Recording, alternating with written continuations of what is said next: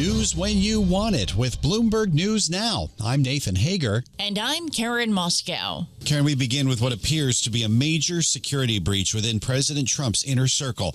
A prominent Washington journalist, Atlantic editor-in-chief Jeffrey Goldberg says he was included in a high-level text thread about plans to bomb Houthi targets in Yemen hours before the operation was carried out. Goldberg wrote a 3,500-word piece about it in The Atlantic and discussed it with ABC News.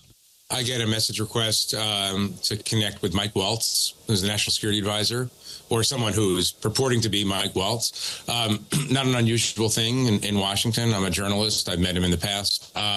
So I accept it. Jeffrey Goldberg says the chat on Signal included operational details from Defense Secretary Pete Hegseth, including information about targets, weapons, and attack sequencing. It also revealed some of the Trump administration's internal power dynamics. At one point, Vice President J.D. Vance signaled he opposed the strikes, only to be shot down by an account labeled SM, apparently White House Deputy Chief of Staff Stephen Miller.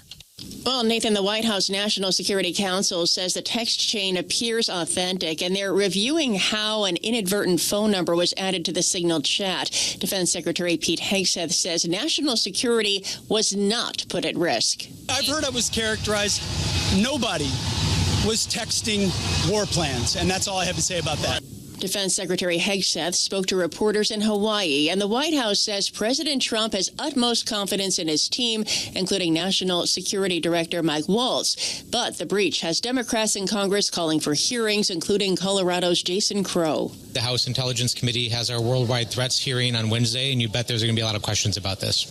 Well, it still remains to be seen what will actually happen in Congress, if anything. We get more on that from Bloomberg News senior editor Derek Wallbank. On the political side, it is going to put congressional Republicans in one world of a bind because they have so far in the second Trump administration not had any appetite really at all to try and check the White House as the White House has gone about doing exactly what it wants. Remember, Republicans have unfettered control of Washington just about, and all of the congressional committees that would lead potential investigations into something of this nature are run by Republicans. At the same time, Democrats are braying for consequences.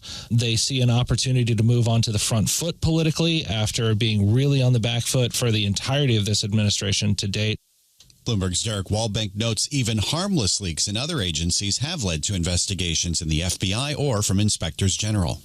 Nathan, futures are lower after yesterday's big gains on Wall Street. Stocks registered one of their best sessions of the year, with the Nasdaq 100 adding 2.2%. Amid signs U.S. trade sanctions will be narrower than feared. President Trump also hinted that he may give some countries a break on impending reciprocal tariffs.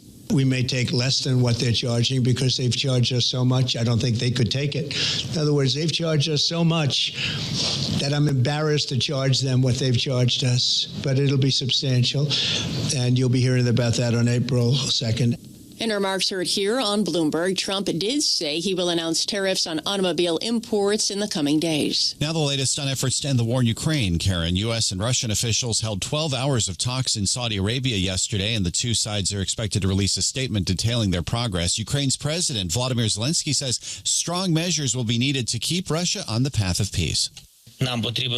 We need a movement towards real peace, towards guaranteed security. And we all need this. In Ukraine, in Europe, in America, everyone in the world who wants peace in international relations.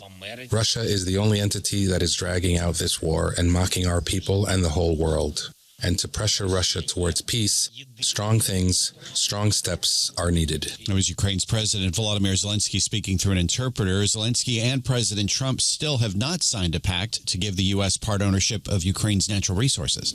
Well, we turn to the economy now, Nathan. And the head of the Atlanta Fed, Raphael Bostic, tells Bloomberg's Michael McKee that he sees just one rate cut as likely this year rather than two, with tariffs impeding progress on disinflation. So I was at 2, I moved to 1, mainly because I think we're going to see inflation be very bumpy and not move dramatically and in a clear way to the 2% target. Because that's being pushed back, I think the appropriate path for policy is also going to have to be pushed back in getting us to that neutral level. And Atlanta Fed Chief Raphael Bostic now sees price growth returning to the Fed's 2% goal at some point in early 2027. Hear the full conversation on the Bloomberg Talks podcast feed or watch it on the Bloomberg podcast page on YouTube. And that's news when you want it with Bloomberg News Now. I'm Karen Moskow. I'm Nathan Hager, and this is Bloomberg.